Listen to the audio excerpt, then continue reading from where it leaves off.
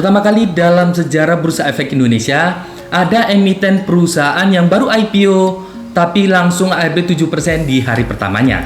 Siapakah perusahaan itu? Perusahaan itu adalah PT GTS Internasional dengan kode emiten GTSI. Perusahaan ini adalah perusahaan besar yang bergerak di bidang distribusi dan logistik LNG atau Liquid Natural Gas. Perusahaan ini satu-satunya di Indonesia dan sudah beroperasi sekitar 30 tahun. Tapi kenapa sudah IPO di hari pertamanya langsung ARB? Nah, pengen tahu penjelasannya? Ikutin terus video ini ya.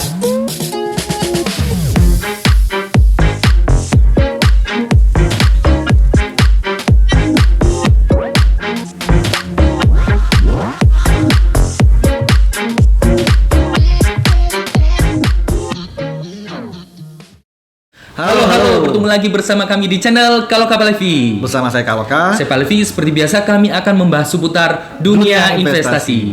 Bagi kalian yang baru saja menemukan channel kami dan tertarik dengan konten kami, jangan ragu untuk klik like and subscribe. Teman-teman, gimana nih kabarnya setelah PPKM dilonggarkan? Tapi juga jangan lengah ya, tetap patuhi protokol kesehatan dengan cara 3M, memakai masker, menjaga jarak, dan mencuci tangan. Kita berharap semoga pandemi bisa segera hilang dari muka bumi ini. Oke, sebelum kita lanjut, baiknya kita tahu dulu GTS itu apa. Perusahaan GTS Internasional itu adalah perusahaan pelayaran LNG pertama dan satu-satunya yang ada di Indonesia. Perusahaan ini tuh bergerak di bidang gas alam dan distribusi LNG. Nah, perusahaan ini berdiri sejak tahun 1986, jadi sudah sekitar 30 tahun lebih. Perusahaan ini berkembang di bawah kemitraan Humpus Intermoda atau kita kenal HITS.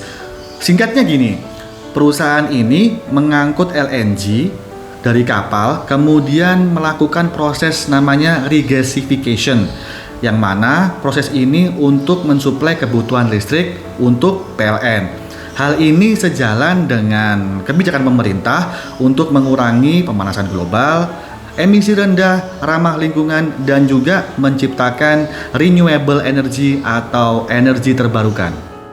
Apalagi sekarang sudah ramai digalakan mobil listrik untuk masa depan sebagai pengganti bahan bakar minyak.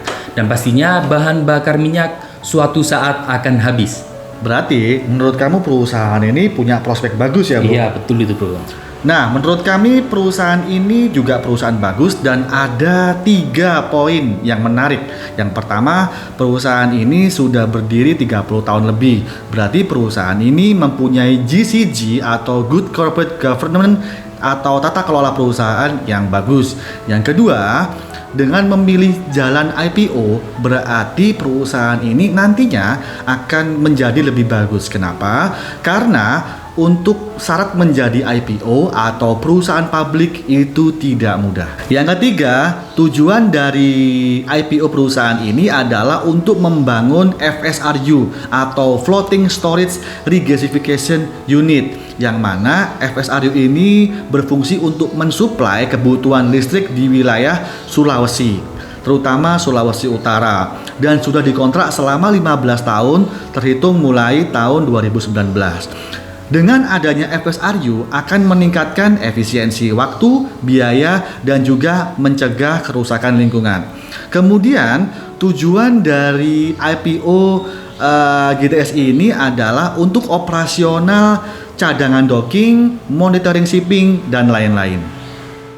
Selain itu, secara fundamental, laporan keuangan perusahaan ini itu juga sangat bagus. Karena perusahaan ini tuh mempunyai aset sebesar 102 juta dolar dan net profit sebesar 13 juta dolar.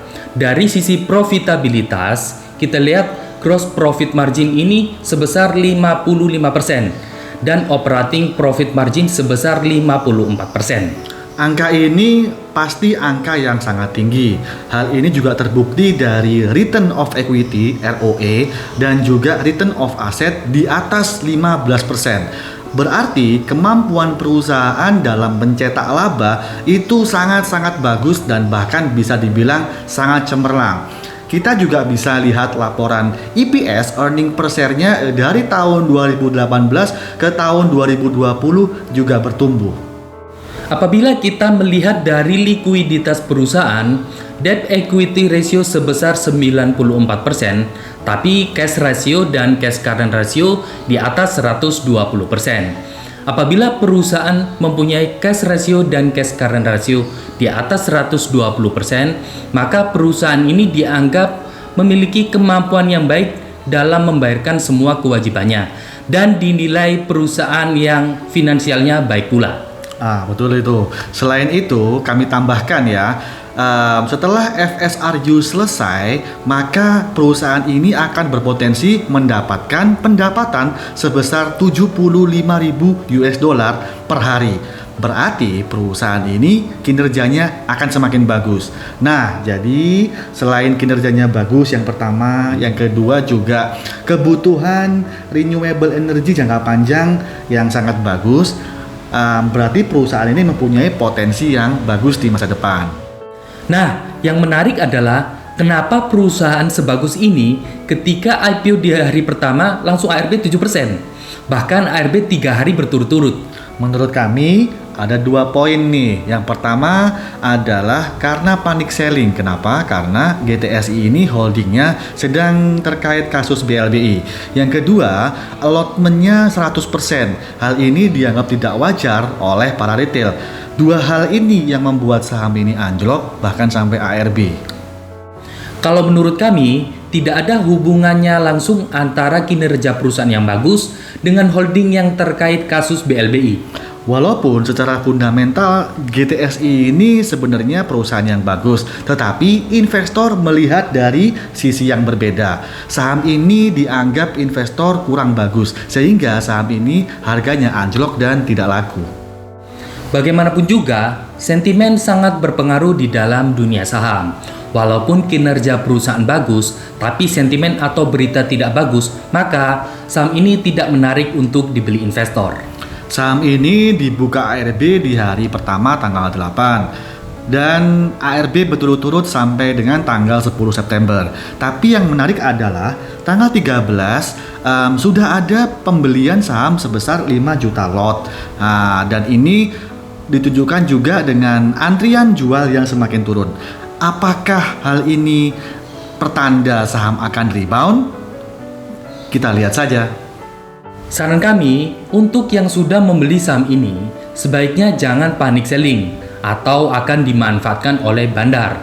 Baiknya teman-teman wait and see dulu atau tunggu beberapa saat. Dan buat teman-teman yang sudah terlanjur membeli dan menjual rugi saham ini, jadikanlah ini suatu pelajaran yang berharga supaya kita bisa berhati-hati dalam memilih saham ke depannya. Cukup sekian video kita kali ini. Jika dirasa video ini bermanfaat buat kalian dan perlu kami ingatkan lagi, jangan ragu untuk klik like and subscribe. Dan buat teman-teman, kalau ada kritik saran yang bisa membangun channel ini, silahkan chat your komen di kolom komentar supaya kami bisa memberikan video-video yang menarik seputar dunia investasi Berikutnya. So, thanks for watching and see ya!